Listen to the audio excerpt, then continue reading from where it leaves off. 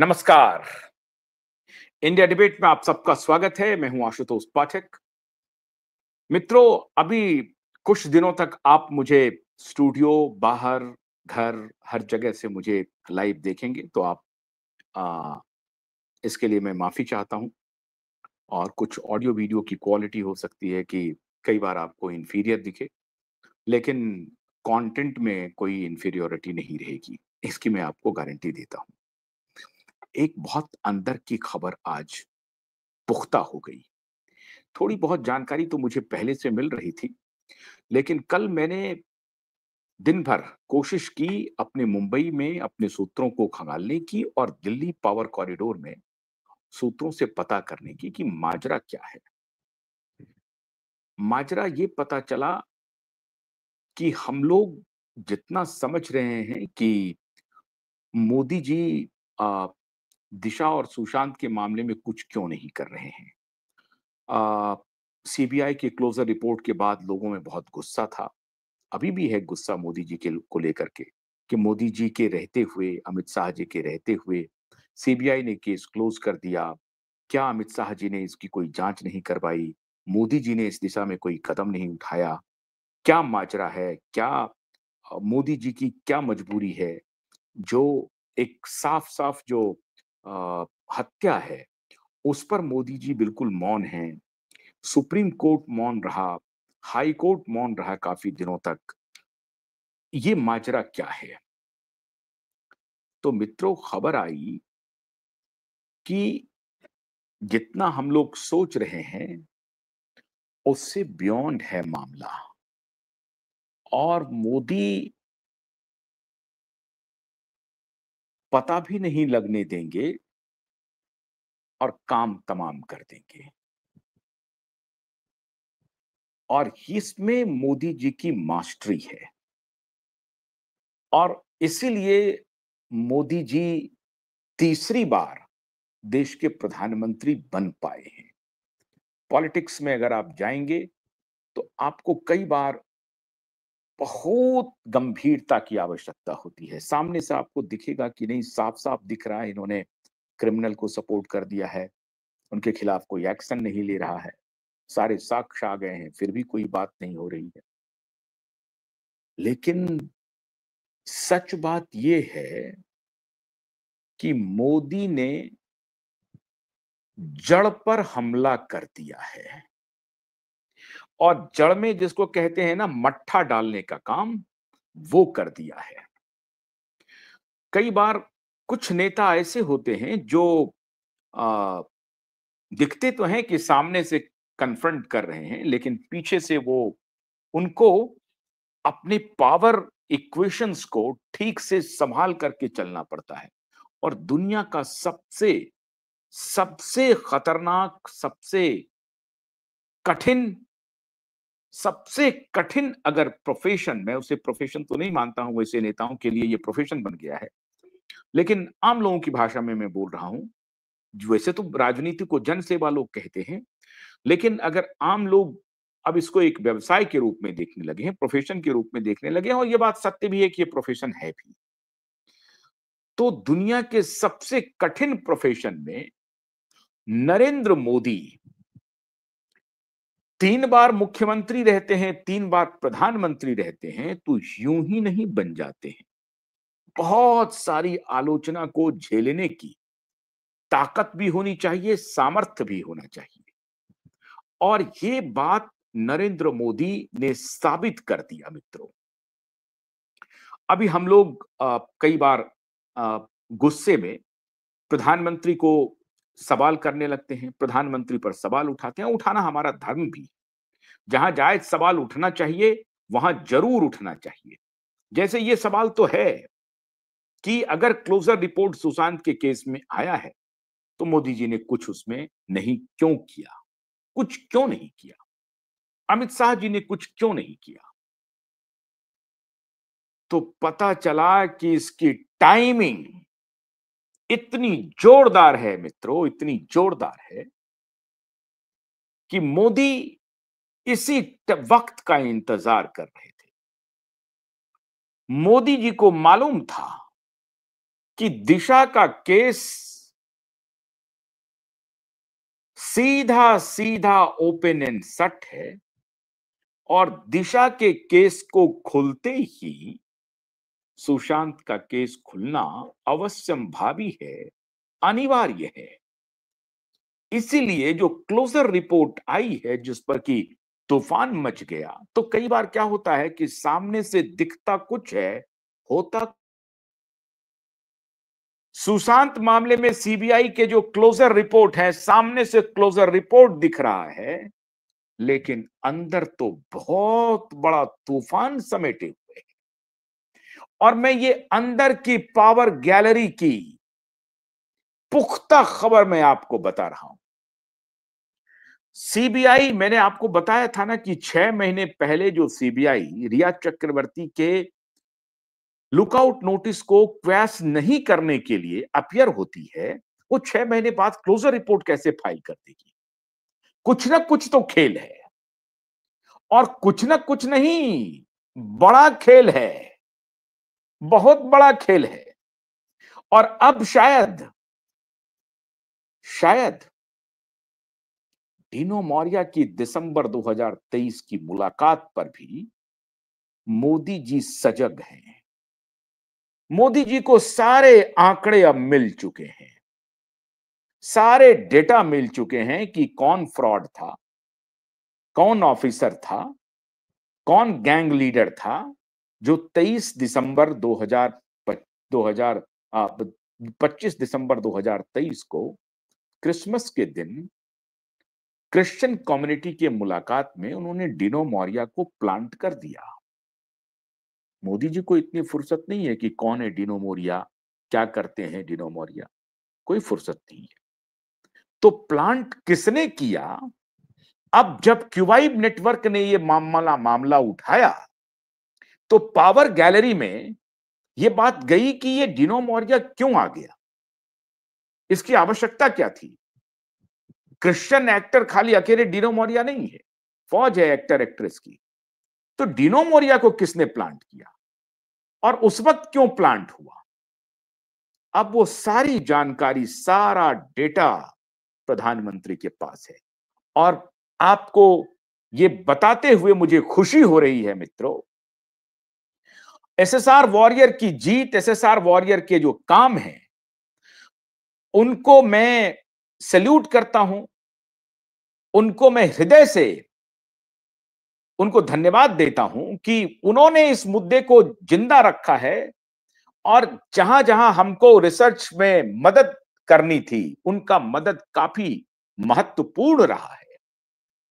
और डिनो मौर्या के बारे में जो डेटा हम लोगों के रिसर्च टीम ने निकाला और फिर एसएसआर वॉरियर की टीम ने निकाला, वो दोनों मैच कर रहा है। और उसके बाद से ही क्यूबाइब नेटवर्क ने ये जानकारी पावर गैलरी तक पहुंचाई और मुझे खुशी है कि अब प्रधानमंत्री कार्यालय ने उसका संज्ञान ले लिया है। बड़ी गंभीरता से क्यूबाइब नेटवर्क को प्रधानमंत्री कार्यालय देखता है, होम मिनिस्ट्री देखता है, सीबीआई के लोग देखते हैं, एनआईए के लोग देखते हैं, क्योंकि क्यूबाइब नेटवर्क राष्ट्रवाद को लेकर के आगे बढ़ रहा है। देश से कोई समझौता नहीं कर सकता। क्यूबाइब नेटवर्क बार बार उन ड्रग माफियाओं को एक्सपोज कर रहा है जो जरूरी है भारत सरकार की। और क्यूबाइब नेटवर्क ने सबसे पहले यह बताया था आज 2 दिन पहले। अब मैं आपको सारी बात पर धीरे धीरे आ रहा हूं। 25 दिसंबर 2023 को डिनो मौर्या को कैसे प्लांट किया गया, इसकी भी जानकारी अब सरकार के पास है। और मैं क्यों कह रहा हूं ये बात मैं इसलिए कह रहा हूं मित्रों, लगातार ड्रग के खेप हजारों करोड़ रुपए के पकड़े जा रहे हैं। एनआईए और narcotics department hands on drug racket को एक्सपोज करने में, उसे पकड़ने में, उसकी धरपकड़ करने में अपनी पूरी ताकत लगा दिया है। और इस मामले में भी सबसे पहले क्यूवाइब नेटवर्क ने ही प्रधानमंत्री को आगाह किया था कि प्रधानमंत्री जी, आपने ड्रग के लिए जो अभियान छेड़ा है, नशा मुक्त भारत के लिए, ये सराहनीय कदम है। और उसी दिन मुझे यह पता चल गया था कि प्रधानमंत्री को इस बात का इल्म है कि ये जो टेररिस्ट अटैक हो रहे हैं, इसका 100% लेना देना ड्रग कार्टेल से है, और ड्रग कार्टेल का 100% लेना देना बॉलीवुड के कार्टेल से है, और बॉलीवुड के कार्टेल का 100% लेना देना फिल्मों में अवैध धंधे से है। इसीलिए मित्रों, अब डायरेक्ट भारत सरकार बॉलीवुड पर नजर बनाने के लिए कमर कस लिया है। 3-4 मई को, आज भी है, जो वर्ल्ड ऑडियो विजुअल समिट हो रहा है, वो यूं ही नहीं हो रहा है। सरकार अंकुश लगा रही है, सरकार एक्सटेंड कर रही है खुद को और विजिलेंस को बढ़ा रही है। कहां कौन माफिया इसमें खेल कर रहा है, उसको एक्सपोज करने में सरकार अब सीधा इंटरफेयर कर रही है। इसीलिए मैंने आपको कहा था, भरोसा रखिए प्रधानमंत्री पर, अपने प्रधानमंत्री पर भरोसा रखिए। प्रधानमंत्री देश के लिए, देश की अस्मिता के साथ कोई समझौता नहीं करेंगे, ऐसा मुझे भरोसा है। लेकिन जब भी सवाल पूछने का मौका आएगा, तो वो लेफ्ट लिबरल इकोसिस्टम के तरह जो कुकर्म करने वाले लोग हैं, उनकी तरह मैं नहीं पूछता हूं। मैं बड़ा ही ईमानदार सवाल पूछता हूं, और मुझे खुशी है कि प्रधानमंत्री जी ने क्यूवाइब के ईमानदार सवाल का संज्ञान लिया और इन माफियाओं को 2 कौड़ी का बना दिया।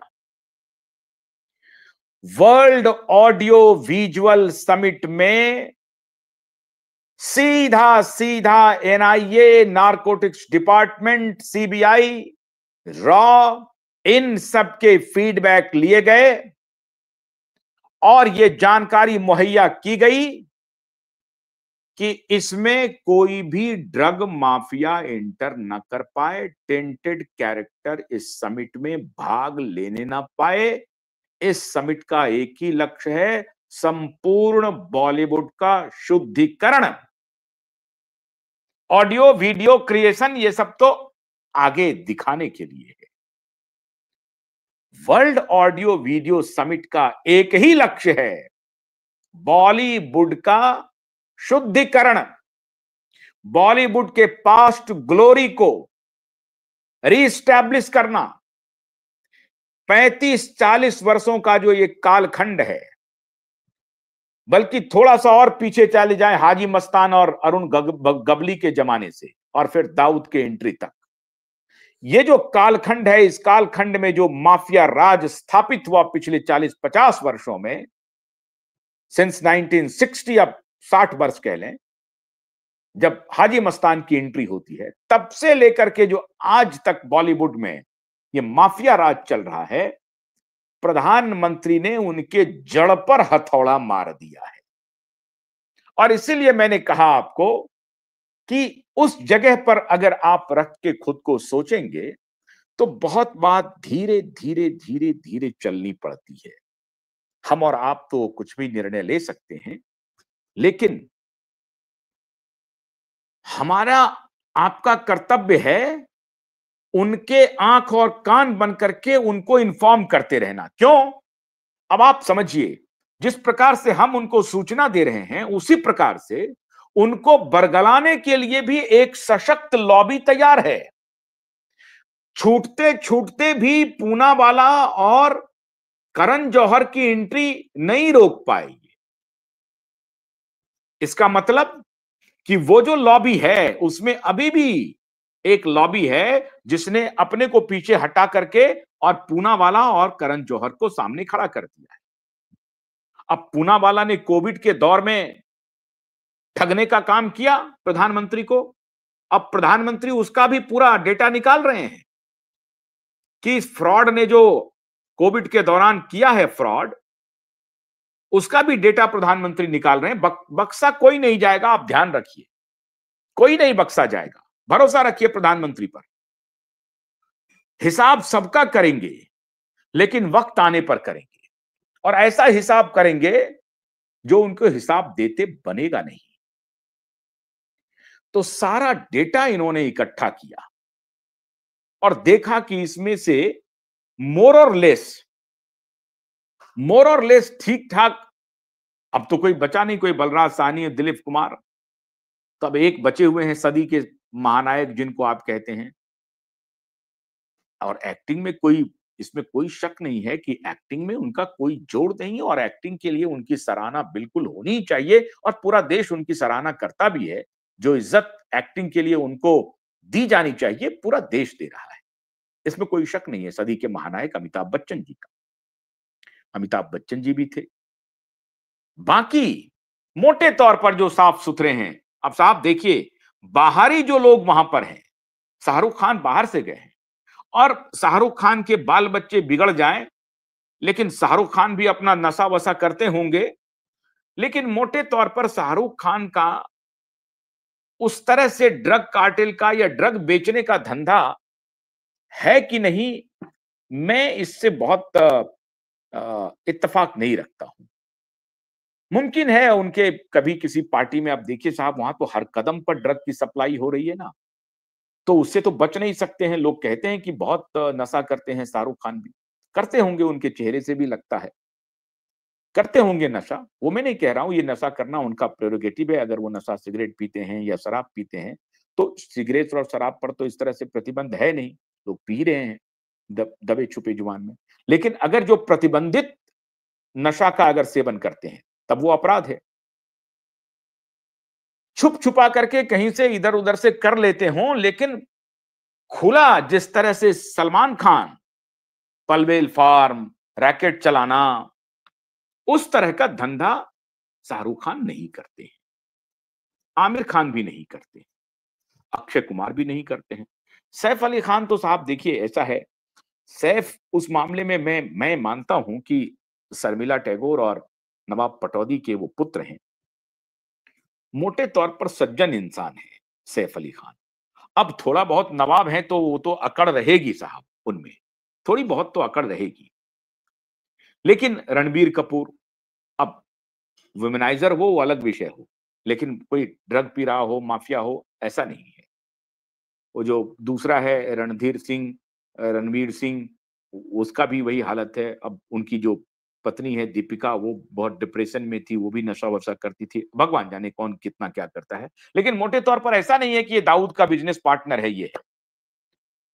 लेकिन नरेंद्र मोदी ने दाऊद के बिजनेस पार्टनर को कहा कि यहां से रवाना हो जाओ। दाऊद के बिजनेस पार्टनर को, कौन? आदित्य ठाकरे के शागिर्द टिनो मारिया, सूरज पंचोली, आरबाज खान और स्वयं सलमान खान। ये Salman and brothers and Salman and gangs जो है ना, उनके ऊपर मोदी जी ने कहा कि इसमें से कोई शख्सियत ऑडियो वीडियो समिट के आसपास भी फटकना नहीं चाहिए। अरबाज खान, डिनो मारिया, सूरज पंचोली जैसे कैरेक्टर, ये character world audio visual summit के आसपास भी फटकना नहीं चाहिए। ये कोई कम्युनिक नहीं निकाला था उन्होंने, कोई घोषणा नहीं की थी, रेडियो में मन की बात पर आकर के नहीं कहा था। लेकिन सच्चाई ये है कि सलमान एंड गैंग के ऊपर पूरी तरह से बंदिश कर दिया, उनको भगा दिया। अब आप समझिए कि वो बॉलीवुड में रहते हुए भी बॉलीवुड में नॉन एग्जिस्टेंट है। मोदी जी ने नॉन एग्जिस्टेंट कर, अब मैं क्यों खाली मोदी जी कह रहा हूं, अश्वनी वैष्णव की कोई मैं औकात मानता नहीं, कोई नहीं। अश्वनी वैष्णव को कुछ नहीं आता है। अश्वनी वैष्णव एक ब्यूरोक्रेट है, और एक ब्यूरोक्रेसी की जितनी जानकारी, बस इतनी जानकारी समझिए। उनको वो अपने उपयोग के लिए उपयोग कर रहे हैं, बस ठीक है। इसके अलावा कुछ नहीं है अश्विनी वैष्णव।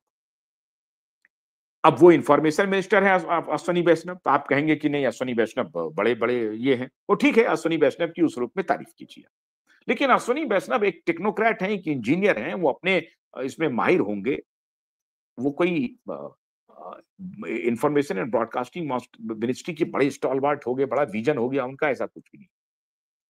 ये विजन माननीय नरेंद्र मोदी जी का है, जो कुछ भी है। ये पूरी परिकल्पना जो है वर्ल्ड ऑडियो विजुअल समिट की, ये पूरी परिकल्पना नरेंद्र मोदी की है, या उनके जो कुछ सलाहकार होंगे उन्होंने दिया होगा। लेकिन आप मान के चलिए कि ये पूरी परिकल्पना नरेंद्र मोदी की होगी, क्योंकि नरेंद्र मोदी उस तरह के प्रधानमंत्री नहीं है। नरेंद्र मोदी रात दिन ये लगे रहते हैं कि किसी सेक्टर को अगर रिवाइव करना है, किसी को उठाना है, किसी को आगे बढ़ाना है, तो क्या तरीका अपनाया जाए। देखिए, नरेंद्र मोदी की आलोचना करने के लिए बहुत सारे पक्ष हैं, और मैं खुद आलोचना करते रहता हूं उनकी, खुद आलोचना करता हूं। मैं उन पत्रकारों में शामिल नहीं हूं जो जहां आलोचना करने की बात हो वहां आलोचना न की जाए। लेकिन मेरी आलोचना स्वस्थ आलोचना है। मेरी आलोचना नफरत वाली आलोचना नहीं है कि नरेंद्र मोदी कुछ भी करे, एकदम से बैठ जाए उनके खिलाफ जहर बोना शुरू कर दें, कुछ भी करें। और राहुल गांधी तमाम कुकर्म करते रहें, लेकिन राहुल गांधी की तारीफ करते रहें। अखिलेश यादव, उद्धव ठाकरे के गुंडा बेटा उसकी तारीफ करते रहें। तेजस्वी यादव की तारीफ करते रहें, इन लोगों की हम तारीफ करते रहें, केजरीवाल की तारीफ करते रहें, और नरेंद्र मोदी की हम कब्र खोदना शुरू करवा दें, जो ये करवाते हैं। उन पत्रकारों में शामिल नहीं। जहां आवश्यकता पड़ेगी नरेंद्र मोदी की आलोचना की, जरूर करूंगा, और इसी दिशा सुशांत केस में कर रहा हूं, कर भी रहा हूं। उन्हें सूचना भी पहुंचा रहा हूं, उन्हें अलर्ट भी कर रहा हूं। तो ये लड़ाई बहुत स्ट्रैटेजिक है मित्रों। जैसा मैंने आपको बताया कि जैसे हम उन तक सूचना पहुंचा रहे हैं, सही सूचना पहुंचा रहे हैं, उसी प्रकार से उनको गुमराह करने वाले लोग भी हैं जो उनके तंत्र में हैं। कैसे, मैं आपको एग्जांपल देता हूं। ये परमबीर सिंह कैसे इनके तंत्र में घुस गया। परमबीर सिंह ही वो शख्स है जो फडणवीस जी को और मोदी जी को, अमित शाह जी को ये समझा दिया कि नहीं साहब, दिशा सुशांत के केस में कुछ भी नहीं है, दिशा ने सुसाइड कर लिया था और वो कोई बहुत बड़ा मामला नहीं है, वो एक छोटी सी लड़की थी और उन्होंने सुसाइड कर लिया, it's not big deal. And Sushant was under depression, and so he was a little bit frustrated, and therefore so he took the extreme step. He has convinced all the political masters. अब ये police commissioner है साहब, इतने दिनों तक सेवा किया है, रिटायर हुआ है पूरी तरह से। ये और बात है कि आखिरी दिनों में ये फरार हो गया। जब पुलिस इसको ढूंढ रही थी, मुंबई पुलिस, तो ये फरार ही हो गया। और जब कोर्ट ने कहा कि आप अपनी ही पुलिस पर संदेह कर रहे हैं, उस पुलिस पर जिसको आपने वर्षों सेवा दी है, 30 साल 32 साल आपकी सेवा दी है आपने उस पुलिस को, उस पुलिस पर आपको संदेह है। 35 साल सेवा दी है, उस पुलिस पर आपको संदेह है, और आप भागे फिर रहे हैं। आप एक पुलिस कमिश्नर होकर के भागे फिर रहे हैं। तो इस प्रकार का व्यक्तित्व है ये परमबीर सिंह। इनकी जगह पर कोई और पुलिस कमिश्नर होता तो कहता कि मैं जब तक जेल नहीं जाऊंगा मैं रुकूंगा नहीं, अगर मेरे ऊपर कोई आरोप लगा है तो। ये मेरे ऊपर आरोप नहीं है, ये वर्दी के ऊपर आरोप है, और जो मेरे वर्दी के दामन पर जो दाग लगा है उसको मैं जेल जाकर के ही धोऊंगा, मैं जेल में रहूंगा। लेकिन ये हिम्मत कैसे होगी कर्म चोरी का, और हिम्मत गांधी जैसी कि नहीं मैं जेल जाऊंगा, आमरण अनशन करूंगा, जैसे कि ये आजादी के दीवाने हो, फ्रीडम फाइटर हो हमारे, तो वो कैसे होगा। पूरी तरह से चोरी चल रही है पीछे में, तो ये शख्स कैसे कह सकता है कि मेरे दामन पर जो दाग लगा है जब तक वो हटेगा नहीं, मुझे जो भी सजा मिलेगी मैं भुगतने के लिए तैयार हूं, मैं लड़ूंगा। तो ये तो सेटिंग गेटिंग करने में लग गया, वकीलों के माध्यम से, जज के माध्यम से सेटिंग गेटिंग करके किसी तरीके से उससे बचा, भाग गया, इधर भागता रहा, फिरता रहा, फरार रहा। कोर्ट में आकर के कहा मिलॉर्ड किसी तरीके से बचाइए, और इस बचने में बहुत सारी कहानी है पावर गैलरी में, किसी से छिपी नहीं है कि ये कैसे खुद को बचाया है। तो इस शख्स ने ये मैसेज दिया होगा, इसके जैसे और भी बहुत शख्स हैं जिन्होंने मैसेज दिया होगा। तो सबको लगा होगा कि नहीं, मीडिया तो ऐसे ही अनर्गल प्रलाप कर रही है, मीडिया कुछ टीआरपी के लिए ऐसा काम कर रही है, मीडिया पॉपुलैरिटी चाहती है इसलिए ऐसा काम कर रही है। तो मैं इसमें नेताओं को दोष नहीं देता हूं, क्योंकि अगर आप नेता के पूरे दिनचर्या को देखें तो उनके पास हम लगातार एक मुद्दे को इतने दिन से उठाए हुए हैं।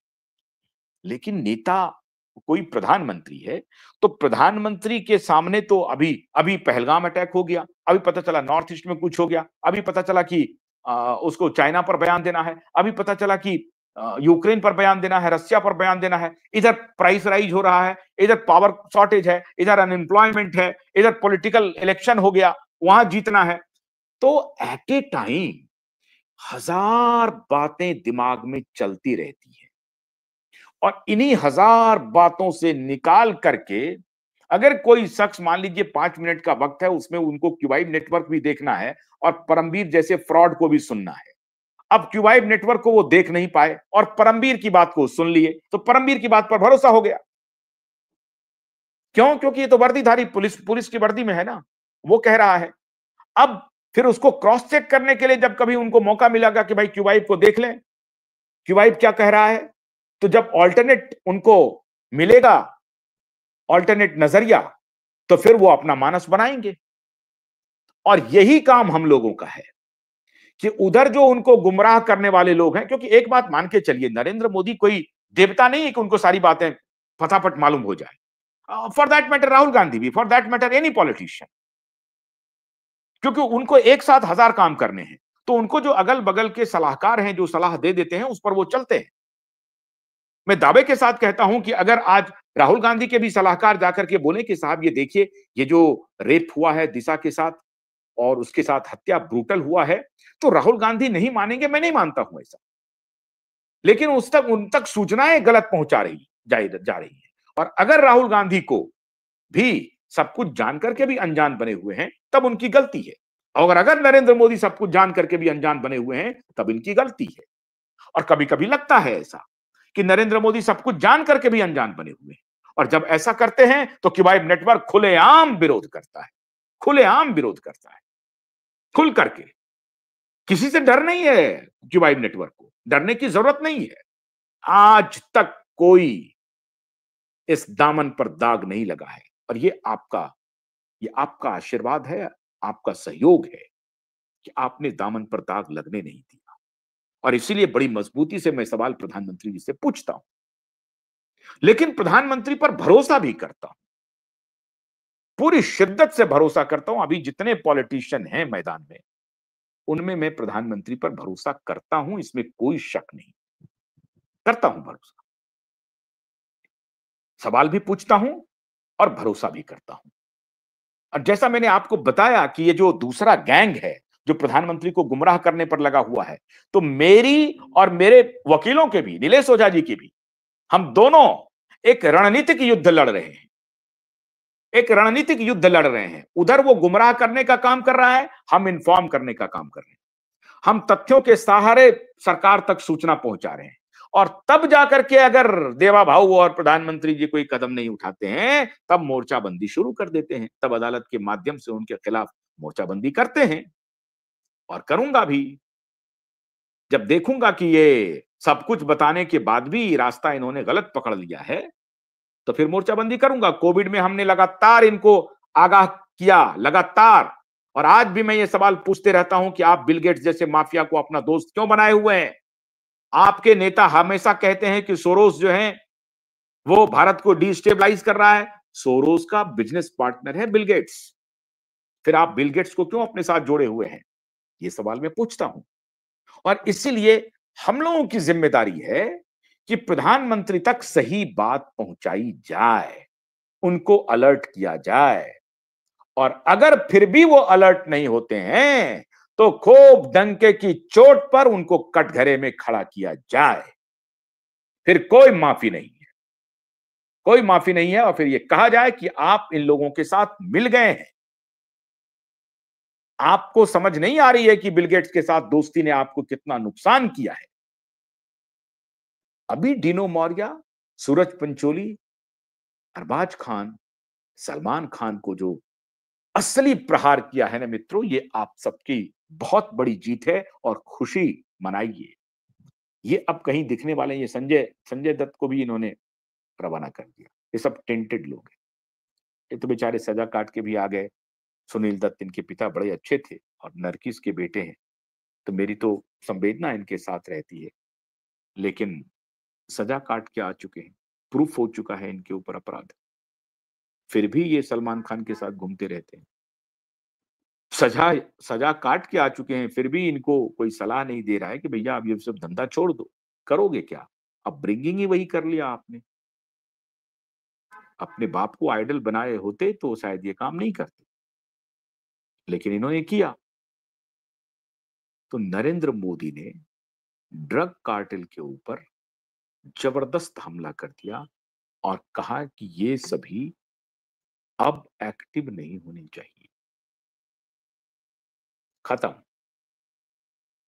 सुशांत केस में जेल जाना वो तो अदालत तय करेगी, और इसीलिए जो क्लोजर रिपोर्ट आया है ना, वो एबेटमेंट ऑफ सुसाइड का जो मामला चल रहा था, उसमें मैंने पहले भी आपको बताया है कि सीबीआई के क्लोजर रिपोर्ट को तो हम लोग परखचे उड़ा देंगे, और सीबीआई इसके लिए तैयार भी है। सीबीआई पूरी तरह से तैयार है। सीबीआई को मालूम है कि क्यूबाइब नेटवर्क जैसा नेटवर्क यहाँ मौजूद है, नीलेश ओझा और उनकी टीम मौजूद है, तो हमारे परखचे तो उड़ने ही हैं। Blow by blow, bit by bit, point by point, उनके परखचे तो उड़ाएंगे ही हम।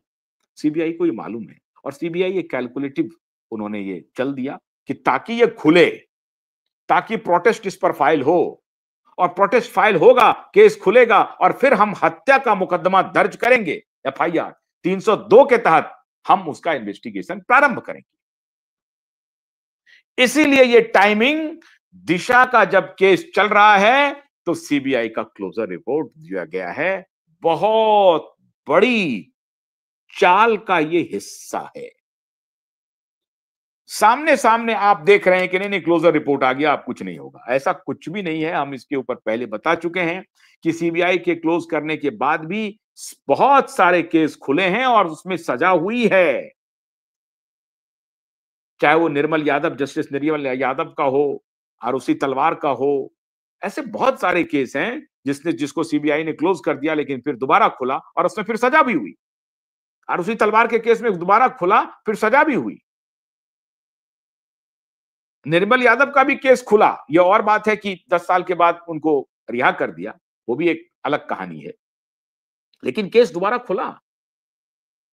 तो ऐसे बहुत सारे केसेज हैं जिसको सीबीआई जानबूझ करके क्लोज कर देती है ताकि अब दूसरा मामला इस पर शुरू हो। वही होना है मित्रों।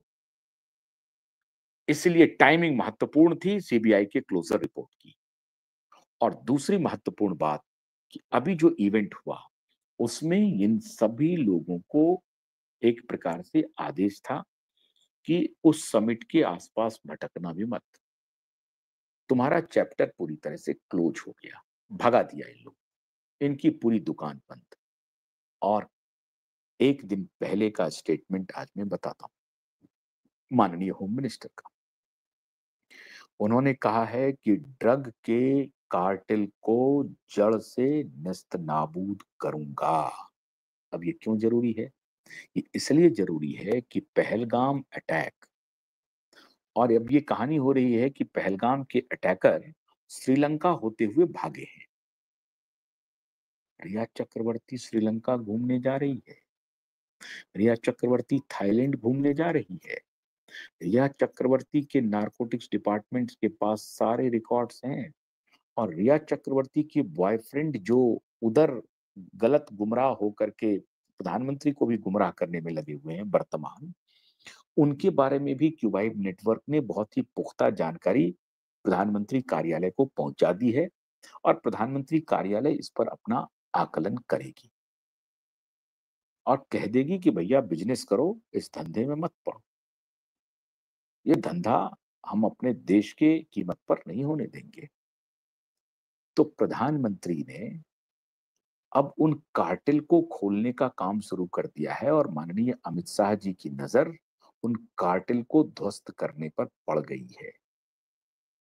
इसीलिए आप देखते होंगे कि प्रत्येक दिन कहीं न कहीं बड़ा ड्रग का खेप पकड़ा रहा है और जिसकी कीमत सैकड़ों करोड़, हज़ारों करोड़ में है। वो खेप सारे पकड़ा रहे हैं, सारे ध्वस्त किए जा रहे हैं। बहुत कठिन कानून है नारकोटिक्स का और उन्होंने उनका जो सप्लाई लाइन है, इन माफियाओं का जो सप्लाई लाइन है, ड्रग से ही पैसा बन रहा है। ड्रग से ही पैसा की उगाही से वो टेररिस्ट को जा रहा है। सप्लाई लाइन ही तोड़ने की पूरी योजना मोदी जी ने बना ली है। अब सप्लाई लाइन और आपको मैं देख रहा था, सदर्न कमांड के जो चीफ हैं, मैं चूँकि उनसे मिला हुआ हूँ, लेफ्टिनेंट जनरल एके सिंह से, वो अभी जो advisory national advice security advisory board बनी है, he is one of the member. मैं उनको जानता हूँ। 100% मैं व्यक्तिगत रूप से उनको जानता हूँ। 100% ड्राई ऑनेस्ट ऐसे-ऐसे लोगों की उन्होंने नेशनल सिक्योरिटी एडवाइजरी बोर्ड बनाई है और पूर्व रॉ के चीफ श्री जोशी जी को उन्होंने कमान सौंप दी है। तो अब खाली अजित डोभाल काम नहीं कर रहे हैं, और भी लोग आ गए हैं। जो नेशनल सिक्योरिटी एडवाइजरी टीम बनी है ना, उसमें एक से एक माने हुए अपने ऑनेस्ट ऑफिसरों की टीम बनी है और वो कमर तोड़ देगी इन माफियाओं की। चाहे वो रॉ के पूर्व चीफ जोशी जी हों, चाहे लेफ्टिनेंट जनरल एके सिंह हो सदर्न कमांड के, और जो 4-5 हैं, अलग-अलग कमांड के जो जोनल अलग-अलग कमांड के सदर्न, ईस्टर्न, वेस्टर्न के जो चीफ हैं, वो सब एडवाइजरी जो कि जनरल से ठीक नीचे होते हैं। उसके बाद वो जनरल ही होते हैं। जनरल मतलब जो आर्मी चीफ होता है। तो आर्मी चीफ के नीचे वाले जितने लोग हैं, वो सब काउंसिल में हैं और army chief, air air chief marshal और फिर नेवी चीफ, इन सब के ऊपर फिर सीडीएस और फिर रॉ, इन सब की अभी बहुत जबरदस्त मीटिंग हो रही है और वो आप समझिए वो एक इंस्टीट्यूशन है, वो इंडिविजुअल नहीं है। और वो इंस्टीट्यूशन भारत, एक देश, इसके प्रति रिस्पॉन्सिबल है। तो इसमें डिनो मौर्य, सूरज पंचोली और समीर खान का गैंग और सलमान खान का गैंग पीनट्स है, पीनट्स। इनको तो एक एक एक झापर लगेगा तो ये समुंदर में जाके गिरेंगे। इनको झापर नहीं, सिर्फ आंख दिखा दिया, अभी तो आंख ही दिखाया प्रधानमंत्री ने, सिर्फ आंख दिखाया है, कभी रवाना हो जाओ यहां से, ये तुम्हारा चलने का नहीं है। तो इधर उनका सप्लाई लाइन कट रहा है और इधर कानूनी लड़ाई शुरू है। और कानूनी लड़ाई में डिनो मौर्य, सूरज पंचोली, अरबाज खान, आदित्य ठाकरे, इनको घसीटने का काम तो क्यूबाइट नेटवर्क और हमारा supreme court high court litigant association आदरणीय नीलेश ओझा जी के नेतृत्व में कर ही रहा है। तो चौतरफा लड़ाई शुरू है। मैं प्रधानमंत्री जी का आभार प्रकट करता हूं कि प्रधानमंत्री जी ने यह काम जबरदस्त कर दिया। कभी-कभी अगर शंका होगी प्रधानमंत्री जी, तो हमारे तरफ से सवाल पूछे जाएंगे और ये प्रेरोगेटिव तो हमारा है, ये हमारा अधिकार है कि हम आपसे सवाल करें और आंख में आंख डाल करके सवाल करें कि आपने ये काम क्यों नहीं किया, आपने ये काम क्यों नहीं किया। यही हमारा काम है, यही हमारा कर्तव्य है। लेकिन अगर आपने कोई अच्छा काम किया, तो हमारा कर्तव्य है कि आपको संपूर्ण उसका श्रेय भी मिले और आपकी वाहवाही भी हो, और मैं कर भी रहा हूं। और इसलिए हमारे दर्शक के लिए एक बड़ी सूचना ये है कि ड्रग कार्टेल पर भारत सरकार ने हथौड़ा चला दिया है और बॉलीवुड का जो ड्रग कार्टेल का जो माफिया इतने दिनों से इनकी जो चल रही थी ना, कल ही बांद्रा में भी गिरफ्तारी हुई है और लगातार इनके सप्लाई लाइन को तोड़ने की पूरी कवायद भारत सरकार की तरफ से चल रही है। और अब जो नेशनल सिक्योरिटी एडवाइजरी बोर्ड बनी ना, वो तो कमर ही तोड़ देगी, क्योंकि वहां पर रॉ के भी लोग हैं। जो इंटरनल इंटेलिजेंस है, चाहे नेशनल इन्वेस्टिगेटिव एजेंसी एनआईए है या रॉ है, इन सबका बेटर कोऑर्डिनेशन हो रहा है और इस बेटर कोऑर्डिनेशन में उनका सबसे बड़े निशाने पर ये ड्रग कार्टेल है। ये जो नकली नोट का जो कारोबार करने वाले हैं वो हैं, और अवैध हथियार के जो सप्लायर हैं वो हैं। इन कार्टेल को ध्वस्त करेंगे। इनका जो आगे वाला अ, जो फ्रंट मैन है, उसमें ये लोग छोटे-मोटे खिलाड़ी, रिया चक्रवर्ती, शोभित चक्रवर्ती, डिनो मौर्य लोग हैं, आदित्य ठाकरे वगैरह, ये तो खत्म हो जाएंगे। ये तो सिर्फ आंख दिखाने से ही खत्म। इनको तो अभी अदालत में इनको घेरने जा ही रहे हैं। तो बहुत-बहुत शुक्रिया प्रधानमंत्री मोदी जी कि आपने इन लोगों को इनकी आशा करते हैं कि आगे भी आगे भी इसी तरीके से भारत सरकार इनकी औकात दिखाएगी और सीबीआई का जो क्लोज़र रिपोर्ट है, उसे तो आपको कुछ करने की ज़रूरत नहीं है, उसके लिए हम लोग काफ़ी हैं। सीबीआई के क्लोज़र रिपोर्ट को डिस्क्लोज़ करने के लिए, धूल-धूसरित करने के लिए हम लोग काफ़ी हैं और हमारी न्याय व्यवस्था काफ़ी है। हमें अदालत पर भरोसा है। बहुत-बहुत शुक्रिया। नमस्कार।